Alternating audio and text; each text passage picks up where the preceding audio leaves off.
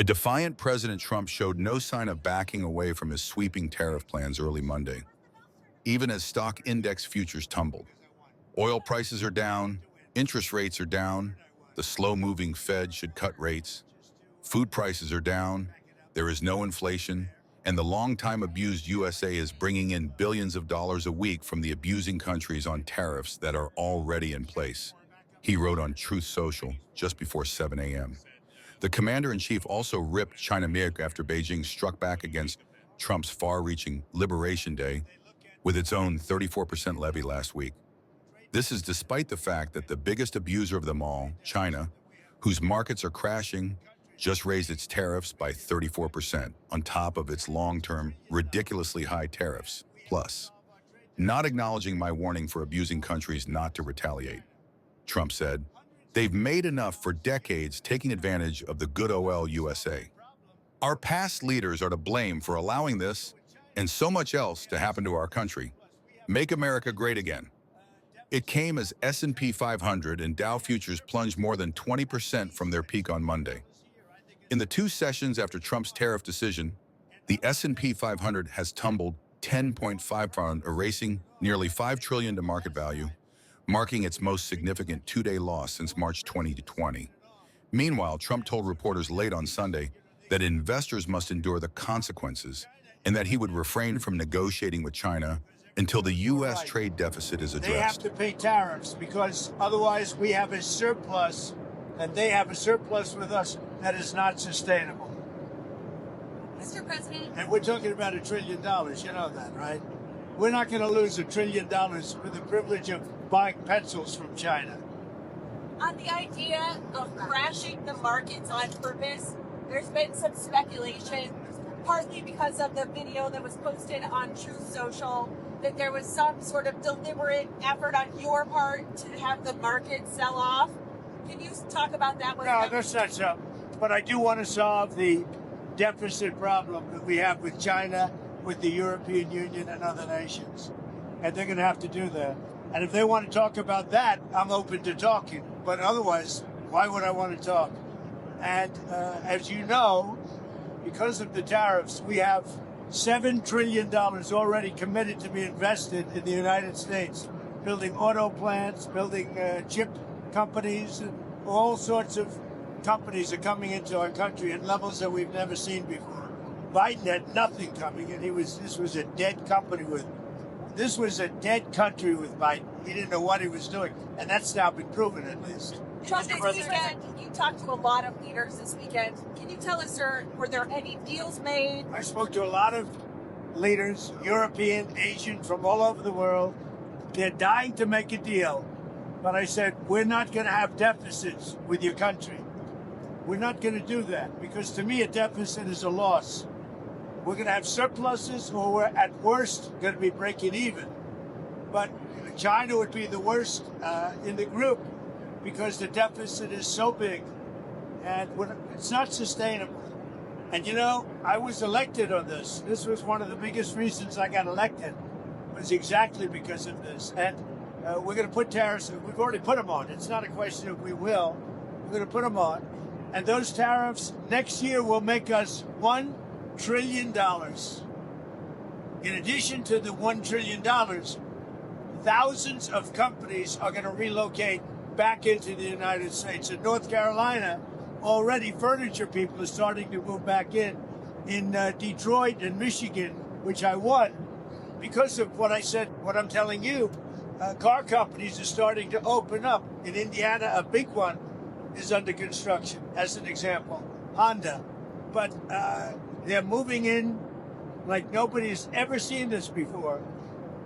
So it's unsustainable for us to allow China to have surpluses of $1 trillion. We will be taking in over $1 trillion over the next short period of time with the tariffs that I've already instituted.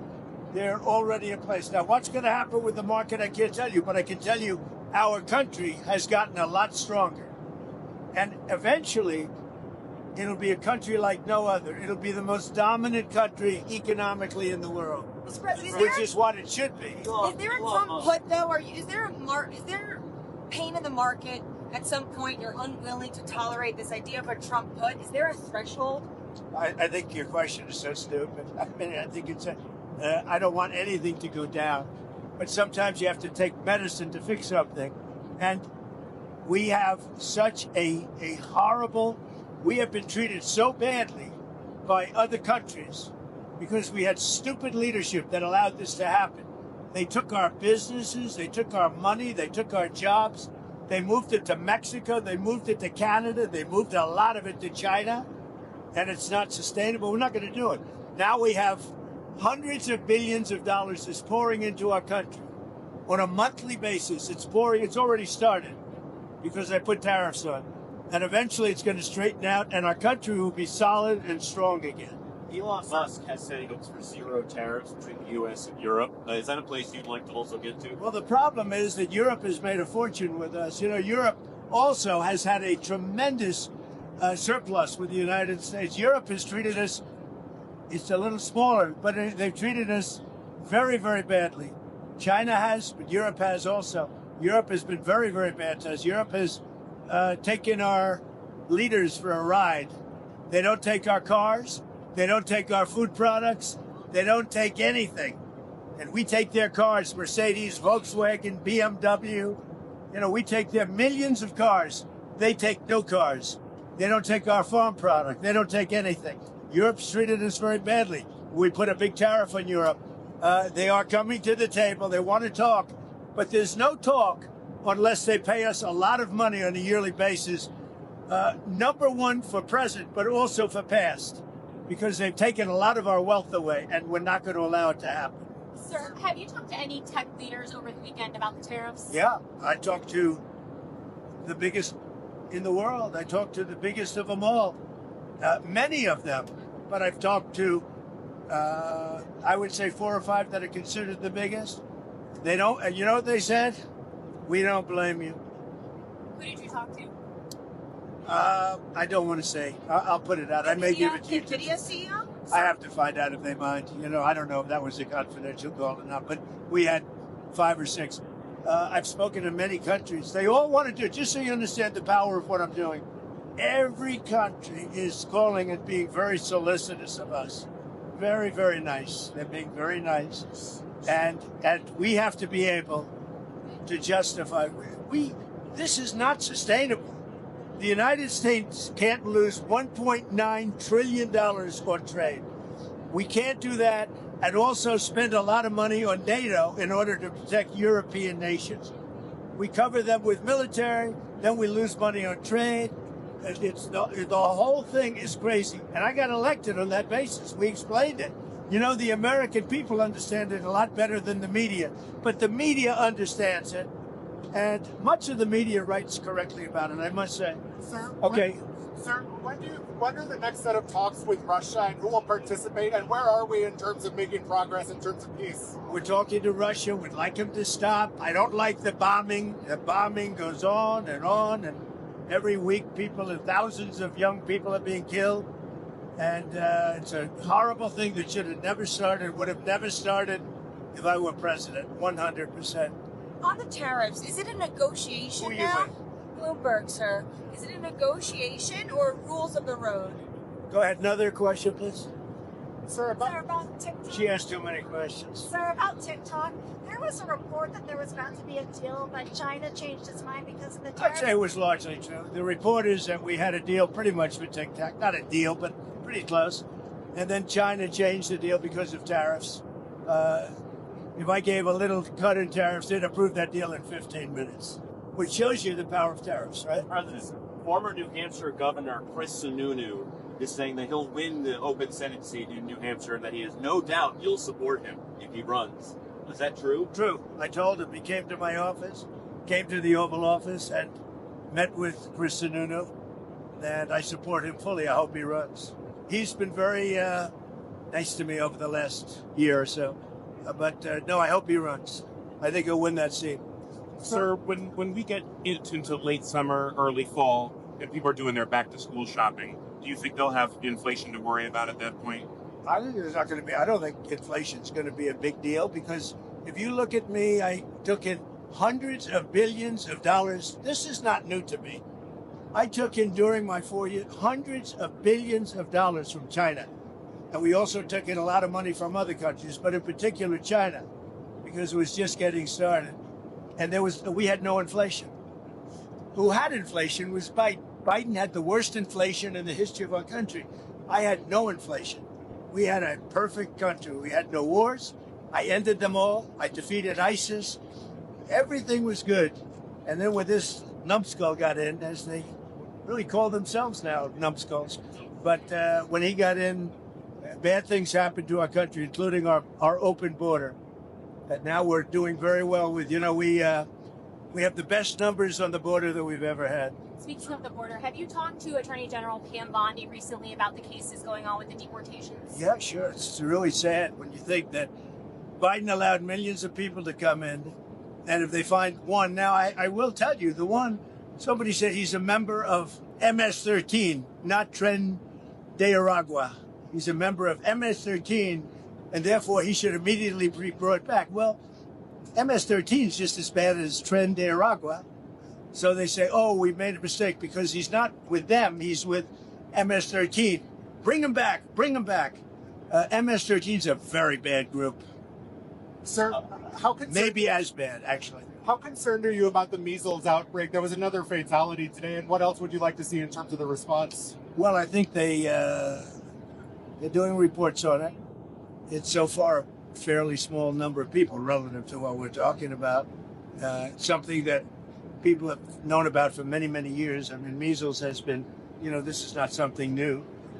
And we'll see what happens. But certainly, if it progresses, we'll have to take action very strongly. El Salvador's president said on X that he'd been invited to the White House on April 14th for a working visit to discuss Tren de Aragua and MS-13 and other ways we can support each other, the U.S. and El Salvador. I was curious if you could expand more on what some of these other ideas you've had for El Salvador. Well, I think, you're in the way of that camera, by the way. And you should at least say that the camera operator should probably say that she's shooting the back of your head. I don't know why she doesn't say it. I have to say it instead. I have great respect for him. I know him. I've known him for a long time. He's a young leader, and he's very tough on crime. Very, very tough on crime. And in their system, their prison system, they spend a tiny fraction of the money that this country spends. So, but he is coming in, I don't know when, but he is coming in sometime over the next couple of weeks. What are you and Prime Minister Netanyahu going to speak about tomorrow?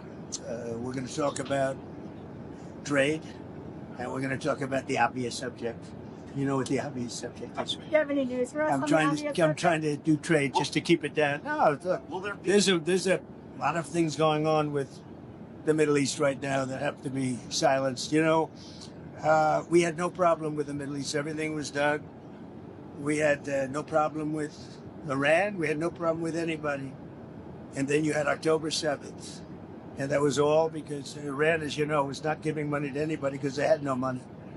Now they have a lot of money. So we'll see what happens. So back to El Salvador, the president there said he would be willing to take American citizens in the federal prison population. Is that one of the ideas they're going to be discussing? Well, I love that. If we could take some of our 20-time wise guys that push people into subways and that hit people over the back of the head and that purposely run people over in cars, if he would take them, I'd be honored to give them. I don't know what the law says on that, but I can't imagine the law would say anything different. If they can house these horrible criminals for a lot less money than it costs us, I'm all for it. But I'd only do according to the law. But I have suggested that, why should it stop just at people that cross the border illegally?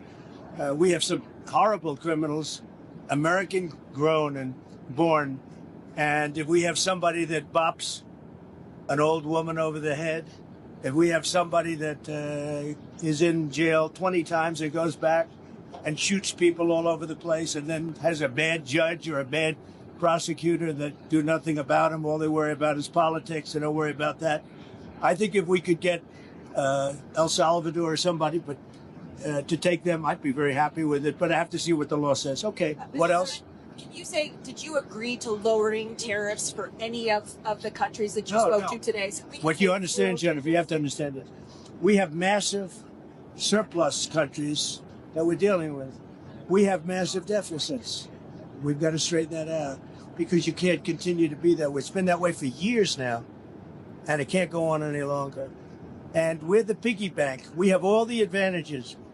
Forget markets for a second. We have all the advantages. We'll get it straight out. We're going to become a wealthy nation again, wealthy like never before. And we're not going to let other nations that have been ripping us off, whether it's China or the European Union, with all of the European nations that have just made it's been like a feast. Look, the European Union was formed for one reason. You know what that was? To rip off the United States. So put that in your bonnet.